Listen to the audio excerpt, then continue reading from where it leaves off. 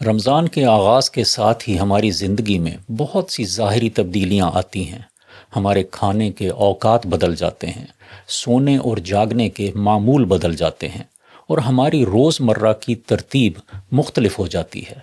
لیکن ایک تبدیلی ایسی ہے جو نظر نہیں آتی مگر سب سے زیادہ اہم ہوتی ہے، اور وہ ہے نیت کی تبدیلی۔ نیت دراصل کسی بھی عمل کی روح ہوتی ہے۔ دو لوگ ایک ہی کام کرتے ہیں، لیکن ایک کے لیے وہ محض ایک عادت ہوتی ہے اور دوسرے کے لیے وہ ایک عبادت بن جاتا ہے۔ جبکہ فرق صرف نیت کا ہوتا ہے۔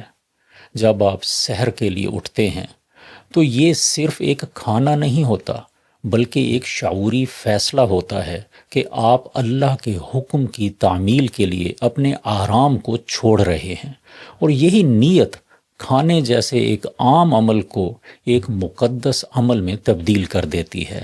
نفسیات کی جدید تحقیق بھی بتاتی ہے کہ انسان کے عمل کی کیفیت اس کی اندرونی نیت اور شعور پر منحصر ہوتی ہے۔ جب انسان کسی عمل کو شعوری طور پر اور مقصد کے ساتھ کرتا ہے تو اس کا دماغ زیادہ گہرائی سے اس عمل کو محسوس کرتا ہے اور اس کے اثرات زیادہ دیر پا ہوتے ہیں۔ رمضان ہمیں نیت کو درست کرنے کی تربیت دیتا ہے۔ یہ ہمیں سکھاتا ہے کہ ہم اپنے ہر عمل سے پہلے رکیں اور سوچیں کہ ہم یہ کیوں کر رہے ہیں۔ اگر آپ کھانا کھا رہے ہیں تو شکر کے ساتھ کھائیں۔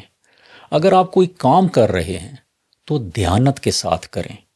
اگر آپ خاموش ہیں تو شعور کے ساتھ خاموش رہیں۔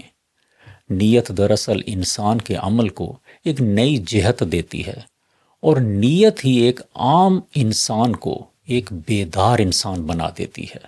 رمضان کا اصل سفر باہر سے زیادہ اندر کی طرف ہوتا ہے، اور اس سفر کا پہلا قدم نیت ہے۔